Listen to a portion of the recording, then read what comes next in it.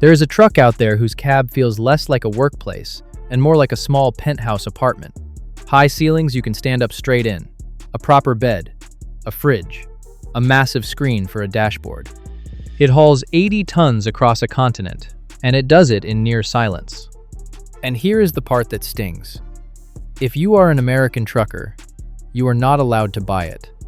And that is not even the only one. There is a whole lineup of these machines, quietly ruling the roads of the rest of the world, that America has locked out. So today, I'm going to walk you through the trucks America isn't allowed to have. I'll show you what makes each one special, and by the end, you will understand the strange, stubborn reason why they're kept out. And I promise, the reason is not what most people think. Now, before we get to the trucks, you need to understand one thing, because it explains all of it. It is almost never about the truck being bad. In fact, it is usually the opposite. These European machines are, in a lot of ways, years ahead. The reason you can't have them comes down to paperwork and protection, and we will get to exactly how that works at the end. But first, let me show you what you are missing. And trust me, it gets harder to watch as we go. We're going to look at 4 of them, from 4 different countries, and each one has a secret connection to America that most people have no idea about. Let's start with the one that looks like a rolling penthouse. First up, the DAF XG Plus. This is a Dutch truck, and it is famous for one thing above all else: space. The XG Plus has one of the biggest, most luxurious cabs on the entire planet. We are talking around 14% more interior room than most of its rivals, which does not sound like much until you are living inside one for a week straight. Inside, it feels like a high-end studio apartment on wheels, with a huge digital dashboard, premium finishes, and a sleeper area so roomy that drivers who live in these things for weeks at a time actually look forward to it. Picture standing fully upright in the cab, walking around, a flat floor under your feet, and a bed at the back big enough to actually sleep like a human being. One of our viewers, George, actually has a brand new XG Plus sitting in his yard right now, waiting on him. And it is not just a pretty face. It won International Truck of the Year, and its PACCAR engine, around 530 horsepower, is built to sip fuel and run for 1,000,000 miles. Here's the twist that will annoy some of you. DAF is owned by PACCAR, the exact same American company that owns Kenworth and Peterbilt. So an American company builds this incredible truck, sells it all over Europe by the thousand, and yet won't put it on American roads for American drivers. Let that one really sink in. The truck exists, the company is American, and you still can't have it, but at least the DAF plays fair. The next one? It actually snuck a version of itself into America, right under everyone's nose. Next, the Iveco S-Way. This is the Italian entry, and the Italians build trucks the way they build everything else, with a serious eye for style and comfort. The S-Way runs a Cursor 13 engine, up to around 570 horsepower, paired with a slick 12-speed automated gearbox. It is one of the most aerodynamic, fuel-efficient long-haul trucks in its class, with a cab shaped in a wind tunnel to slip through the air and save fuel on every single mile. But here's what makes the Iveco really interesting. It became the base for something you might actually recognize. When the American startup Nikola built its big electric semi, the one that made headlines all over the US, it was built on the bones of this Italian Iveco S-Way, so a version of this truck did make it to America.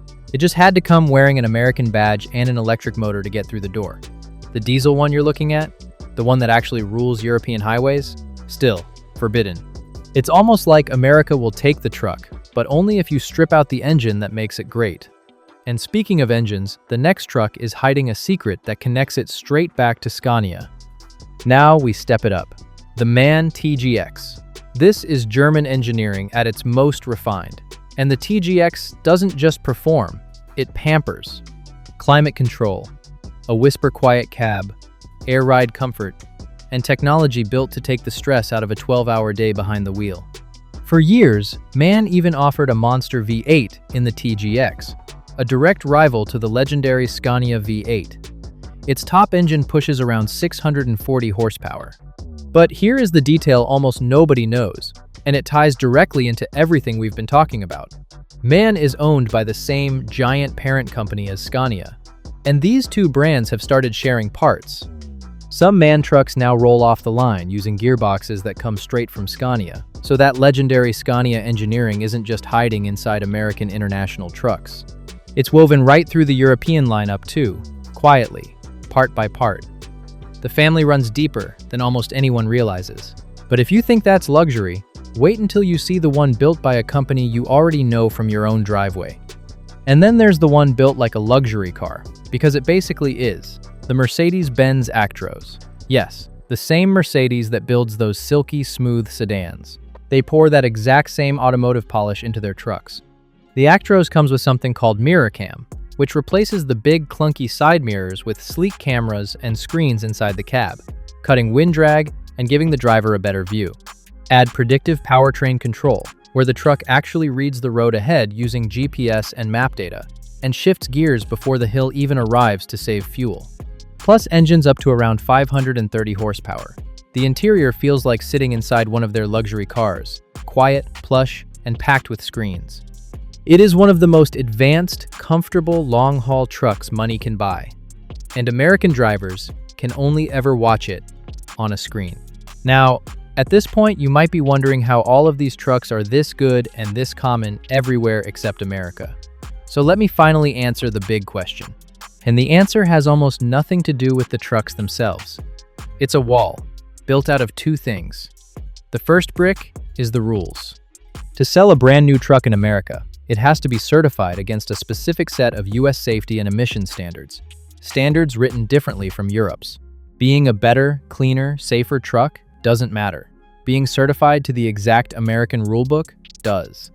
So a brilliant European truck that would breeze through Europe's even tougher tests still can't legally touch a US highway, purely because certifying it for American paperwork costs a fortune.